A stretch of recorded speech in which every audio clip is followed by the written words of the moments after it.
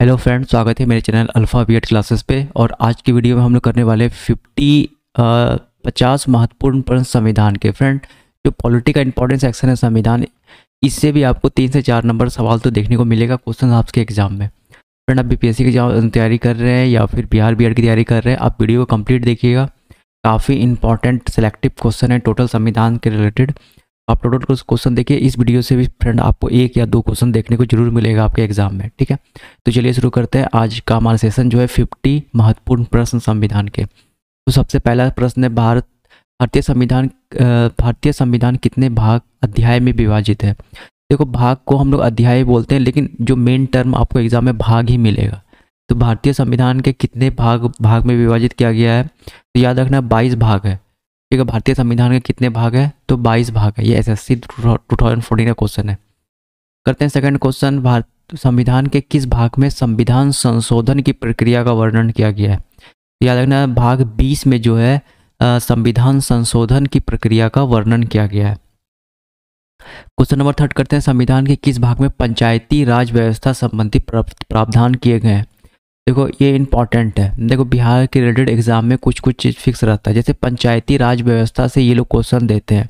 संविधान संशोधन जो 74 में हुआ, 74वां संविधान संशोधन, 73वां संविधान संशोधन, ये सबसे क्वेश्चन फिक्स रहता है। तो अब ये बहुत इंपॉर्टेंट क्वेश्चन बन जाता है कि संविधान के किस भाग में पंचायती राज व्यवस्था संबंधित प्रावधान किए गए हैं। तो 9वें भाग में, याद रखना भाग 9 है। ठीक है, 9वें भाग में जो है वो अनुच्छेद का बात अलग करेंगे। अब किस अनुच्छेद में, तो अनुच्छेद अभी क्वेश्चन आ रहा है वो, तो याद रखना 9वें भाग में पंचायती राज व्यवस्था संबंधी प्रावधान किए गए हैं।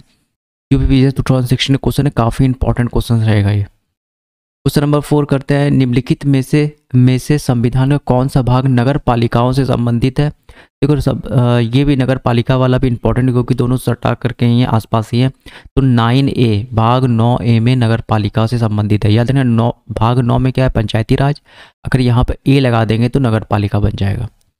फिर करते हैं 5th नंबर क्वेश्चन, संविधान के भाग 1 में निम्नलिखित में से किसका वर्णन किया गया है। तो याद रखना संघ और उसके राज्य क्षेत्र का वर्णन किया गया है। संघ मतलब भारत एक संघ है, और उसका कहाँ का राज्य है, कितना उसका विस्तार है, ये सब भाग 1 में वर्णन किया गया है।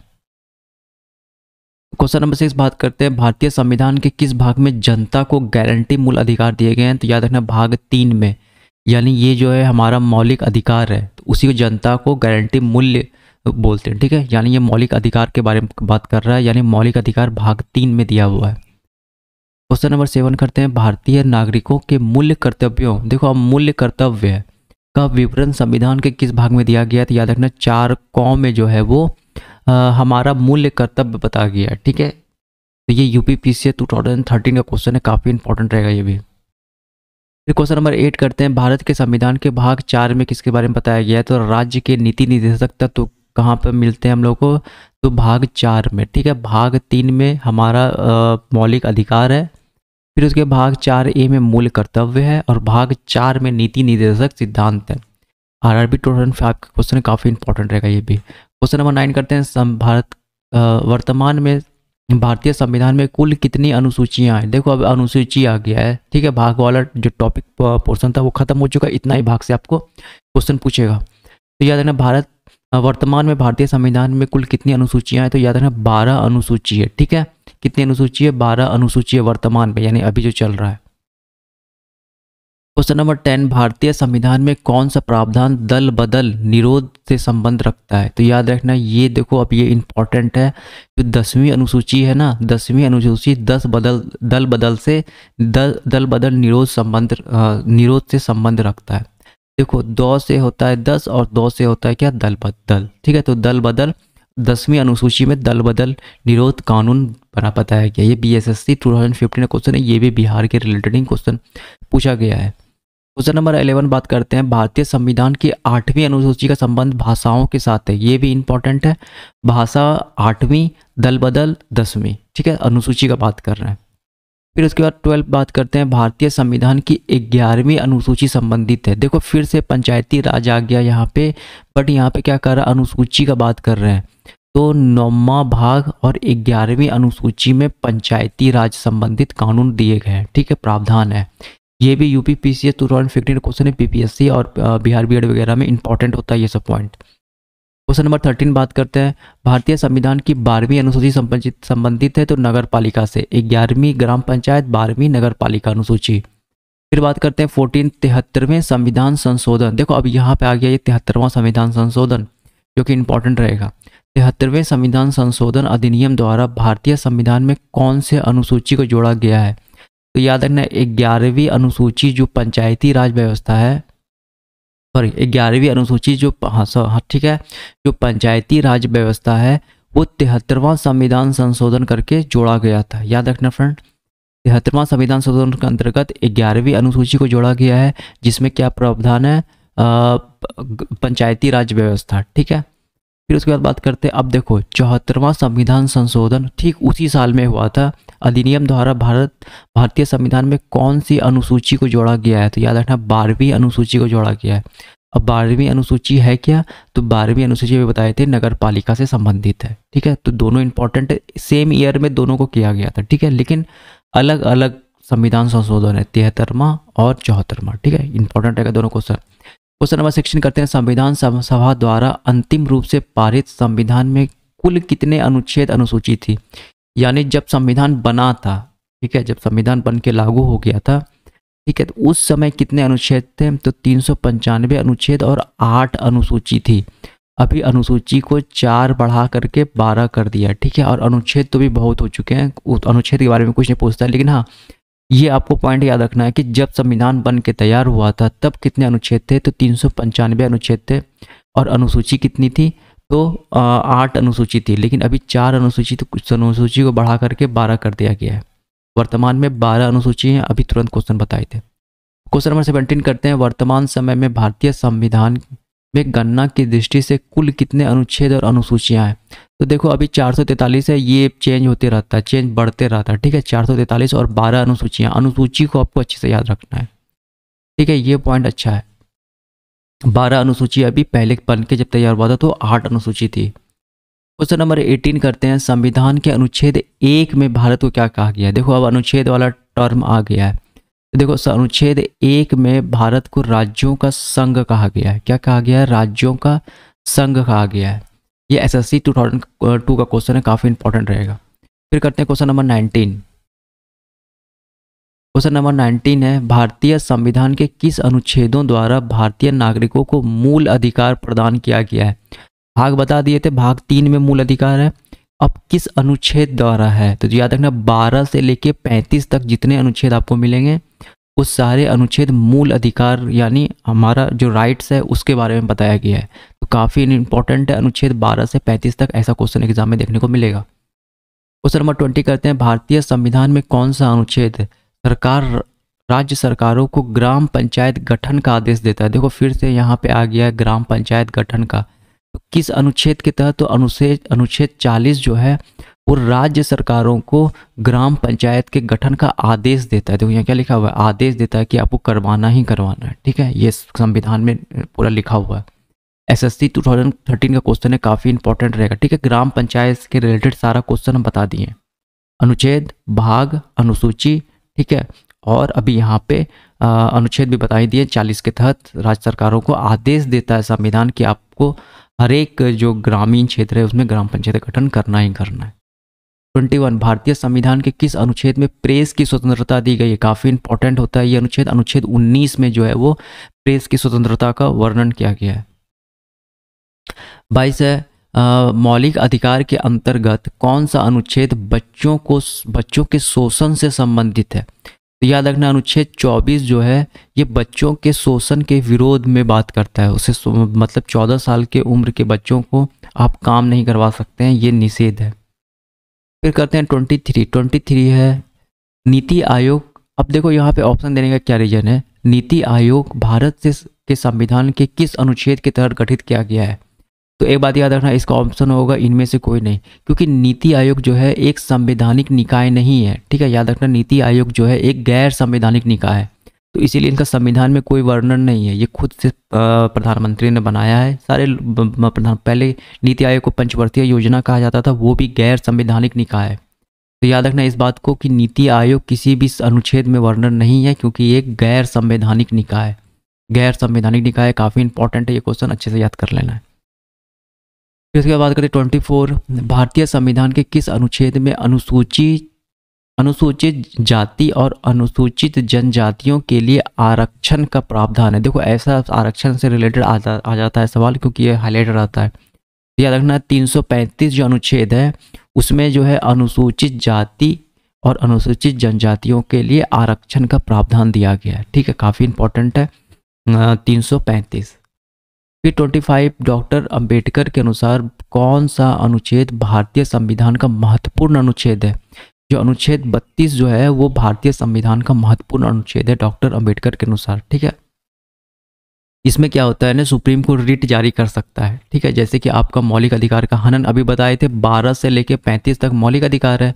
32 में क्या कहता है, अगर आपका मौलिक अधिकार हनन किया गया है, ठीक है, तो जो सुप्रीम कोर्ट है वो रिट जारी कर सकता है। ठीक है, ये काफ़ी इंपॉर्टेंट है, अच्छे से याद कर लेना। 32 जो है वो सबसे महत्वपूर्ण अनुच्छेद है डॉक्टर BR अम्बेडकर के द्वारा। 2017 का क्वेश्चन है। 26 है, भारतीय संविधान के किस अनुच्छेद में नए राज्यों के प्रवेश या स्थापना का प्रावधान है? तो याद रखना अनुच्छेद 1 हम लोगों को यही बताता है, जो कि भारतीय नए राज्यों का प्रवेश या स्थापना का प्रावधान अनुच्छेद 1 से हम लोग को पता चलता है। ये भी 2017 से सीखा है, काफ़ी इंपॉर्टेंट रहेगा। 27वां बात करते हैं, निम्नलिखित में से भारतीय संविधान के किस अनुच्छेद का प्रयोग अभी तक नहीं हुआ है? तो अनुच्छेद 360 का अभी तक प्रयोग नहीं हुआ। ये कौन सा अनुच्छेद है? ये अनुच्छेद 360 है क्या? ये वित्तीय आपात के बारे में बात करता है। ठीक है, ये कौन सा आपात के बारे में बात करता है? वित्तीय आपात। 3 आपात है। ठीक है, तो एक आपात तो 360 कौन सा आपात है? तो याद रखना है वित्तीय आपात है। अब बात करते हैं, और ये जो है 360 अभी तक लागू नहीं हुआ है। अब 356 बात करते हैं, तो 356 बहुत इंपॉर्टेंट है, हर बार लगता है। तो 356 को हम लोग राष्ट्रपति शासन करते हैं। और एक और आपात है 352। 352 को हम लोग राष्ट्रीय आपात कहते हैं। ये 3 बार लग चुका है। एक बार आपका लगा था जो पाकिस्तान के साथ युद्ध हुआ था, एक बार चाइना के साथ युद्ध हुआ था, 2 बार पाकिस्तान वाले में और एक बार चाइना के युद्ध में ये लगा था। राष्ट्रीय आपातकाल कब लगता है? जब बाहरी आक्रमण हो जाता है तब लगता है। तो याद रखना है 352, इसमें से अगर हम 4 जोड़ेंगे तो 356 बन जाएगा, फिर इसमें 4 जोड़ेंगे तो 360 बन जाएगा। 360 बताए थे, अभी तक लागू नहीं हुआ है। ये वित्तीय आपात है। ये तो हर साल लागू हो जाता है किसी न किसी राज्य में, इसे राष्ट्रपति शासन बोलते हैं। और 352 राष्ट्रीय आपात बोलते हैं। ये जब कोई बाह्य आक्रमण हो जाता है देश में तब लगाया जाता है 352। ठीक है, फिर कहते हैं 30 नंबर क्वेश्चन, एक भारतीय राज्य के रूप में बिहार कब बना था? तो 1912 में बना था। ये पहले भी बताए थे, काफ़ी इंपॉर्टेंट है, BPSC 18 का क्वेश्चन। 1912 में जो है बिहार का गठन किया गया था। 31 बात करते हैं, भारत का संविधान भारत को कैसे वर्णित करता है? तो राज्यों का संघ, यानी एक राज्य का संघ है भारत। ठीक है। 32, प्रथम भाषाई राज्य किसे बनाया गया? तो आंध्र प्रदेश जो था वो प्रथम भाषाई राज्य बना था। ये भी इंपॉर्टेंट क्वेश्चन है। 33 बात करते हैं, भारत में एकल नागरिकता की अवधारणा कहाँ से अपनाई गई है? इसके पहले वाले वीडियो में जब हम बताए थे पॉलिटी का था, तो उसमें भी हम बताए थे UK से जो है भारत में एकल नागरिकता की अवधारणा ली गई है।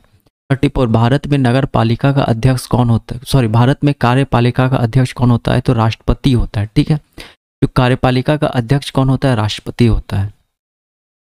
और जो प्रधानमंत्री होते हैं वो इन्हीं की शक्तियां को क्या करते हैं? वो एंजॉय करते हैं। ठीक है, मतलब इन्हीं की शक्तियां का उपयोग करते हैं, राष्ट्रपति की शक्ति का। लेकिन हेड कौन होता है? वास्तविक हेड कौन होता है? तो राष्ट्रपति होता है। 35 बात करते हैं, भारतीय संविधान के अनुसार देश का प्रथम नागरिक कौन होता है? तो राष्ट्रपति होता है। याद रखना इस बात को। 36 बात करते हैं, भारत के राष्ट्रपति निर्वाचित होने के लिए आयु पूर्ण होनी चाहिए। तो 35 वर्ष की आयु होनी चाहिए भारत का राष्ट्रपति निर्वाचित होने के लिए। देखो न्यूनतम आयु से क्वेश्चन आता है, तो राष्ट्रपति का न्यूनतम आयु 35 वर्ष होना चाहिए। ठीक है, अगर 34 होगा तो वो राष्ट्रपति के पद का उम्मीदवार नहीं होगा। तो याद रखना अभी एज से रिलेटेड क्वेश्चन आएगा। तो राष्ट्रपति का 35 वर्ष। फिर 37 करते हैं, भारत के राष्ट्रपति का चुनाव कितने वर्षों के लिए होता है? तो 5 वर्षों के लिए होता है। ठीक है। 38 बात करते हैं, राष्ट्रपति को कौन शपथ दिलवाता है? तो भारत का मुख्य न्यायाधीश जो होता है वो राष्ट्रपति को शपथ दिलवाता है। ये भी काफ़ी इंपॉर्टेंट है, शपथ से भी क्वेश्चन पूछा जाता है। 39 बात करते हैं, 39 है, भारतीय संसद के अपर हाउस को किस नाम से जाना जाता है? तो राज्यसभा को हम लोग क्या बोलते हैं? अपर हाउस बोलते हैं, और लोकसभा को लोअर हाउस बोलते हैं। फिर फिर बात करते हैं राज्यसभा के चुनाव हेतु सदस्यों का न्यूनतम आयु क्या है, तो 30 वर्ष है। ठीक है, याद रखना फ्रेंड, राज्यसभा के चुनाव की न्यूनतम आयु कितनी है, 30 वर्ष होती है। देखो यहाँ फिर से आयु आ गया है, राष्ट्रपति का 35 वर्ष बताए थे, तो राज्यसभा के लिए आपका 30 वर्ष होता है। ठीक है, राज्यसभा के लिए 30 वर्ष होता है, याद रखना 30 वर्ष मिनिमम आयु। फिर बात करते हैं 41, राज्यसभा के सदस्यों का कार्यकाल कितने दिनों का होता है, तो याद रखना इन लोगों के कार्यकाल का 6 वर्ष के लिए होता है। राष्ट्रपति का 5 वर्ष, लोकसभा के लिए का भी जो हम लोग जो चुन के भेजते हैं, जिसको हम MP बोलते हैं, हम लोग चुन के भेजते हैं, तो उनका भी 5 वर्ष का होता है जो लोकसभा वाले होता है। लेकिन राज्यसभा का 6 वर्ष का होता है, इसीलिए ये काफ़ी बार एग्जाम में पूछा जाता है। तो याद रखना राज्यसभा के सदस्यों का कार्यकाल कितने दिन का होता है, 6 वर्ष का होता है। राष्ट्रपति का 5 वर्ष और लोकसभा वाले का भी 5 वर्ष होता है। और इसका जो एज होता है, मिनिमम एज राज्यसभा के सदस्य का चुनाव हेतु 30 वर्ष। 42 बात करते हैं लोकसभा की अधिकतम सदस्य कितनी हो सकती है, तो 552 होती है। याद रखना फ्रेंड, इस बात को काफ़ी इंपॉर्टेंट है। 43 बात करते हैं राष्ट्रपति आंग्ल भारतीय समुदाय के कितने प्रतिनिधियों को लोकसभा में मनोनीत करता है, तो 2 जो है वो राष्ट्रपति मनोनीत करता है। राष्ट्रपति मनोनीत करता है आंग्ल भारतीय समुदाय को, कहाँ पे, तो लोकसभा में। 44 बात करते हैं लोकसभा का चुनाव लड़ने के लिए न्यूनतम आयु कितनी होनी चाहिए। देखो अब यहाँ पे कितना आ गया, 25 वर्ष। तो याद रखना है यहाँ पे 25 लोकसभा में, राज्यसभा में 30, ठीक है, और 35 वर्ष राष्ट्रपति का चुनाव लड़ने में। ठीक है, राज्यसभा में 30, राष्ट्रपति में 35 का चुनाव में, और 25 वर्ष होना चाहिए लोकसभा के चुनाव में। काफ़ी इंपॉर्टेंट है ये, देखो कितने बार इस एग्जाम में आया हुआ है न्यूनतम आयु। तो न्यूनतम आयु से क्वेश्चन पूछा जाता है। लोकसभा में बता दिए 25 वर्ष, राज्यसभा में 30 और राष्ट्रपति आपका 35 वर्ष। ठीक है, अब अच्छे से कर लेना इस सवाल को। कहते हैं 45 बिहार में लोकसभा की सीटों का कुल संख्या कितनी है, तो 40 सीटें लोकसभा के लिए। काफ़ी इंपॉर्टेंट है, एग्जाम में पूछा जाता है क्वेश्चन ये। फिर बात करते हैं 46, कौन सा राज्य सबसे अधिक प्रतिनिधि लोकसभा में भेजता है, तो उत्तर प्रदेश जो है वो सबसे ज़्यादा प्रतिनिधि भेजता है लोकसभा में। ठीक है, याद रखना लगभग 80 के आसपास होता है, एक बार आप चेक कर लीजिएगा। 80 जो प्रतिनिधि हैं वो लोकसभा में भेजता है कौन, उत्तर प्रदेश।